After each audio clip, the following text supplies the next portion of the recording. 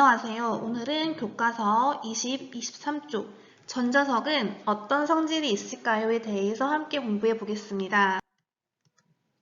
여러분은 교과서 20쪽을 펴주세요. 오늘의 학습 주제를 확인해 보겠습니다. 먼저 교과서에 나와 있는 글을 읽어보겠습니다.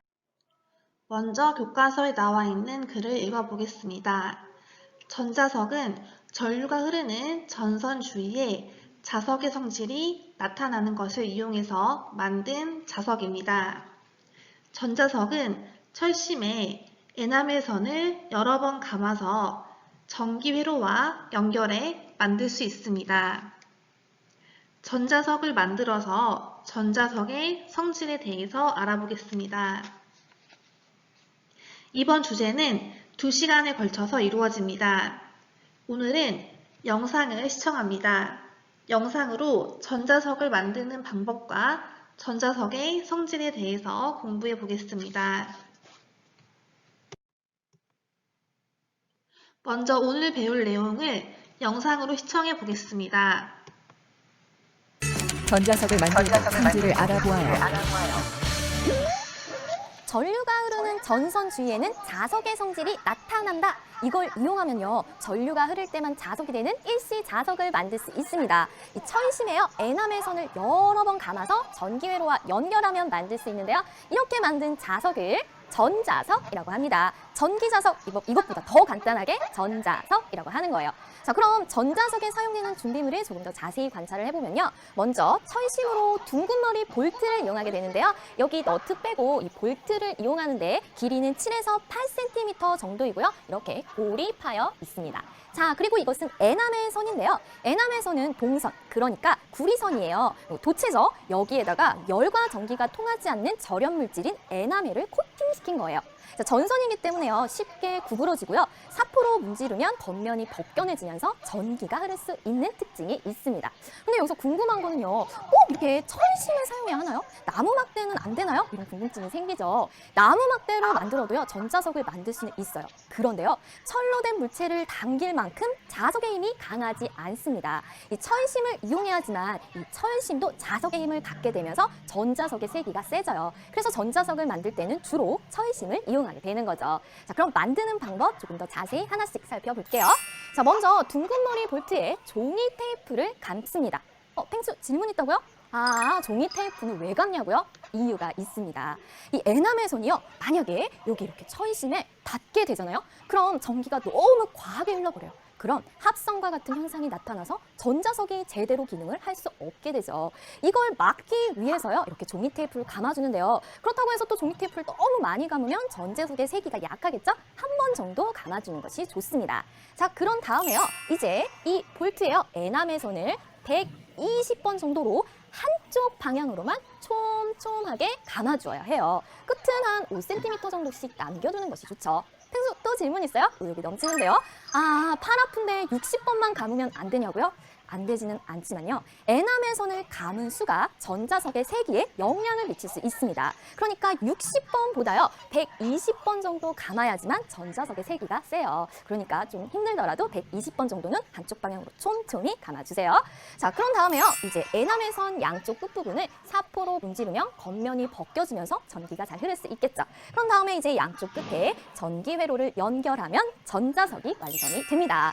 자, 이렇게 스위치를 이렇게 닫으면요, 이제 전류가 막 흐르겠죠. 자, 그러면 어느 부분에서 자석의 성질이 나타날까요?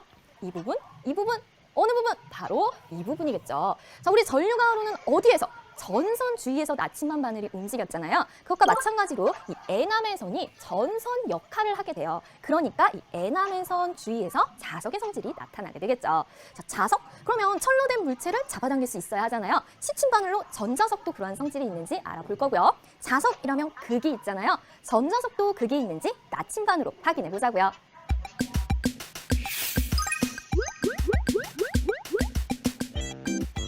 스위치를 닫지 않거나 닫았을 때 전자석의 끝부분을 시침바늘에 가까이 가져가면 시침바늘이 어떻게 되는지 관찰해 보아요.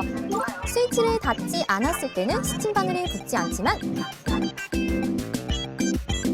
스위치를 닫으니 시침바늘이 붙네요. 이번에는 전자석에 전지 2개를 직렬로 연결하고 스위치를 닫았을 때 전자석의 끝부분에 붙은 시침 바늘의 개수를 세어볼까요? 전지 2개를 직렬 연결했을 때가 더 많이 보는군요. 전자석의 양끝에 나침반을 놓고 스위치를 닫았을 때 나침반 바늘이 가리키는 방향을 관찰해보고 전자석의 양끝이 어떤 극인지 추리해볼까요?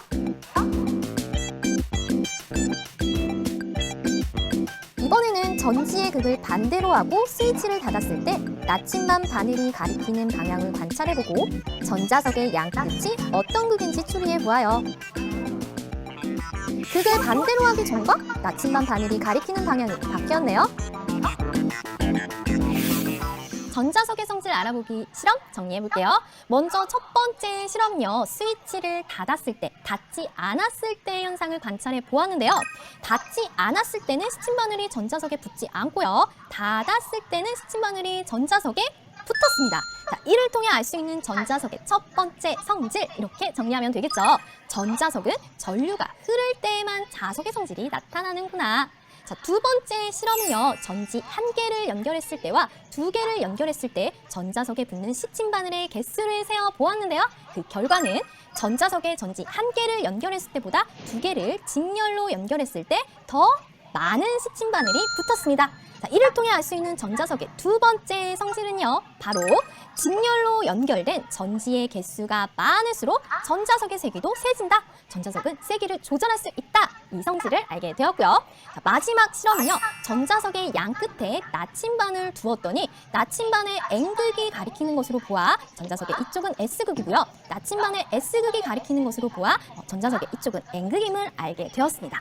자, 이번에는요. 어떻게 했나요? 전지의 극을 반대로 했습니다. 자, 그랬더니 나침반 바늘이 가리키는 방향이 바뀌었죠. 자, S극이 가리키는 것으로 보아 이쪽이 N극이 됐고요. N극이 가리키는 것으로 보아 이쪽이 S극이 되었습니다. 가리키는 방향이 바뀌었네요. 자, 그렇다면 이를 통해 알 수 있는 전자석의 세 번째 성질은요. 전자석에 흐르는 전류의 방향이 바뀌면 전자석의 극이 바뀐다. 전자석은 극을 조절할 수도 있다는 사실. 이렇게 전자석의 성질을 모두 탐구해 보았습니다. 오늘의 두 번째 꼭 기억해 영구자석인 막대자석과 비교하여 전자석의 성질을 정리해볼게요. 먼저 영구자석은요. 자석의 성질이 전류가 흐르지 않아도 항상 나타납니다. 하지만 전자석은 자석의 성질이 전류가 흐를 때만 나타나는 성질이 있죠. 자, 영구자석은요. 극이 항상 일정합니다. 하지만 전자석은요. 전류의 방향이 바뀌면 극도 바뀔 수가 있죠. 자, 그리고 자석의 세기, 막대자석은 항상 일정합니다. 하지만 전자석은요. 직렬로 연결한 전지의 개수로 이 전자석의 세기를 조절할 수도 있다라는 것. 이 전자석의 세 가지 성질 기억해 꼭 기억하세요.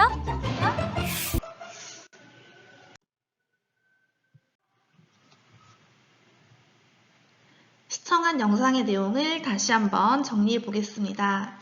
먼저 전자석 만드는 방법을 확인해 보겠습니다. 다음으로 전자석의 세 가지 중요하고 편리한 특징을 확인해 보겠습니다. 마지막으로 이러한 전자석이 우리 생활에서 이용되고 있는 예시를 확인해 보겠습니다. 오늘은 목차에서 1번, 2번에 대해서 공부를 하고 다음 시간에는 마지막 3번을 공부하는 시간을 갖도록 하겠습니다. 먼저 첫 번째, 전자석 만들기에 대해서 공부해 보겠습니다. 전자석 만들기는 교과서 21쪽에 잘 나와 있습니다. 제일 먼저 둥근머리 볼트에 종이 테이프를 감습니다. 종이 테이프를 감는 이유는 전류가 볼트로 흐르면 전류가 흐르는 길이 급격하게 넓어져서 과전류가 흘러 위험하기 때문입니다. 종이를 감을 때 자꾸 종이가 풀려서 힘들면 풀을 사용해서 붙여주면 좀 더 편하게 감을 수 있습니다. 전자석 만들기의 가장 핵심이자 가장 어려운 부분이자 가장 중요한 부분이 두 번째 순서입니다. 볼트에 에나멜 선을 120번 정도 감아주는 것입니다. 종종 에나멜 선을 그림처럼 촘촘하게 붙여서 감지 않고 마구마구 감는 친구들이 있습니다. 그러면 전류가 엉켜서 전자석의 세기가 세지지 않습니다. 그러므로 최대한 차분하게 그리고 그림처럼 촘촘하게 감아주어야 합니다. 이때 에나멜 선의 양쪽 끝부분을 5cm 정도 남겨주세요. 이 부분은 전자석을 전선에 연결할 때 필요합니다. 이제 거의 다 끝났습니다. 에나멜 선 양쪽 끝부분을 사포로 문질러서 겉면을 벗겨내주면 끝입니다. 그러면 사진처럼 전선의 색깔이 흰색으로 변할 것입니다. 마지막으로 에나멜 선의 양쪽 끝부분을 전기 회로에 연결하면 전자석 만들기는 마무리됩니다. 두 번째 순서, 전자석의 세 가지 특징에 대해서 공부해 보겠습니다. 전자석이 가지고 있는 아주 중요하고 편리한 특징이 세 가지가 있습니다. 이 부분은 대면 수업 때 직접 실험을 통해 확인해 보겠습니다. 실험하기 전에 먼저 특징을 정리해 보면 전자석은 영구 자석과 달리 전류가 흐를 때에만 자석이 됩니다. 두 번째로 전자석은 영구 자석과 달리 전자석의 세기를 직렬로 연결하는 건전지의 수로 조절할 수 있습니다. 세게 하고 싶으면 건전지를 직렬로 많이 연결하면 됩니다. 마지막으로 전자석은 전자석의 극도 바꿀 수 있습니다. 전류의 방향을 바꾸면 전자석의 극도 바뀝니다. 이를 이용해서 전동기를 만들게 됩니다. 이 부분은 뒤에서 설명해 주겠습니다.